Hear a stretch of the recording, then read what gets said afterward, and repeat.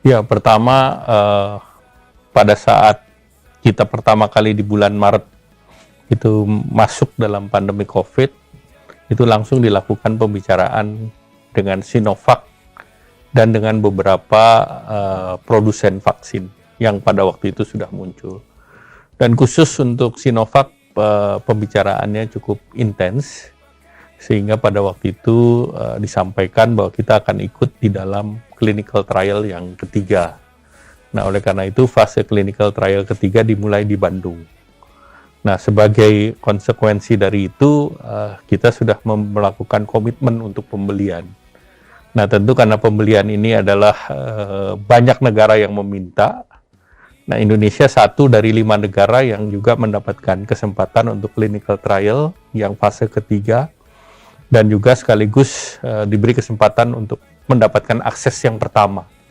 Akses yang pertama itu pengirimannya sesuai dengan jadwal yang kemarin kita terima, 1,2 juta di bulan Desember, dan di tahun depan ada 1,8 juta dalam bentuk vaksin jadi. Nah, jadi seperti kalau di otomotif ada dalam bentuk barang jadi, ada bentuk komponen. Sehingga ini diperlukan untuk Bio Farma mempelajari bagaimana mendapatkan memproduksi vaksin. Dan kemudian yang kedua tentu pelajaran juga agar kita siap ke depannya menggunakan fasilitas yang di Bio Farma. 1,2 langsung bisa digunakan karena itu sudah dalam bentuk suntikan. Nah, sesudah itu kita mendapatkan 15 juta di bulan Desember dalam bentuk bahan baku.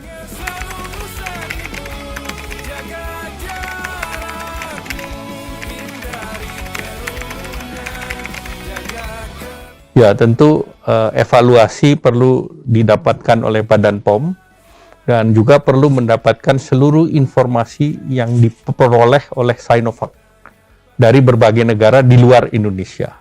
Dan tentu ini di-compare dengan penelitian yang dilakukan di Indonesia, di Bandung, yang tentunya ini kita melihat ada waktu untuk meyakinkan bahwa ini mempunyai efektivitas dan juga aspek keamanan dan juga aspek terkait mutunya dan prosentasi keberhasilannya berapa persen.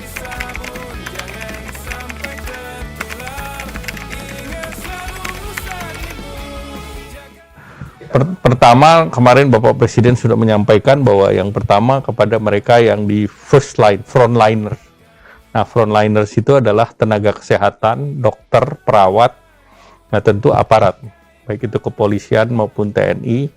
Nah, berikut yang tentunya dilihat level berikutnya adalah mereka yang rentan. Tapi yang pertama itu adalah yang tadi, tenaga kesehatan, polisi, tentara, dan mungkin Satpol PP dan yang lain.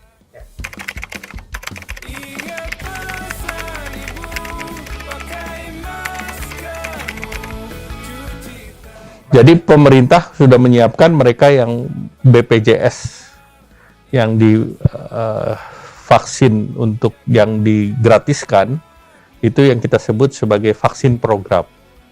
Nah, itu pemerintah menyiapkan untuk 32 juta mereka yang penerima bantuan iuran. Nah, apa dari data yang ada di sana adalah mereka yang dikeluarkan komorbidnya dan juga usianya antara 19 sampai dengan 59. Kenapa 19 sampai 59? Karena clinical trial-nya di sana. Tidak berarti yang di luar range itu tidak bisa, tetapi karena clinical trial-nya di sana. Nanti tinggal stage berikutnya seperti apa. Nah, pemerintah juga mempersiapkan yang sifatnya mandiri. Nah, sifat mandiri ini bisa kepada sektoral, misalnya sektor industri padat karya, di mana itu korporat yang memberikan beli gitu. Nah, itu bisa juga berdasarkan industri itu, kita cek dari BPJS Tenaga Kerja di sektor pariwisata, di mana korporasi juga yang bisa untuk melakukan pembelian untuk karyawannya. Nah, itu yang untuk mandiri ini disiapkan sebanyak 75 juta. 70. Nah, ini setelah yang vaksin program di awal. Nah, tahapan berikut yang mandiri. Dan untuk itu pemerintah kan sudah bicara bukan hanya dengan Sinovac, tetapi juga dengan Covax dan Gavi.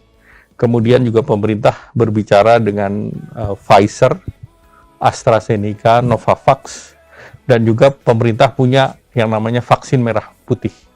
Jadi dengan demikian pemerintah mencari multi source daripada vaksin itu sendiri, tetapi delivery-nya sudah pemerintah siapkan. Semua harus sabar dan ada tahapan prioritas-prioritas. Karena itu prioritas kita mengikuti standar yang diberikan oleh WHO dan juga melalui ITAGI. Jadi mereka yang expert di bidang itu.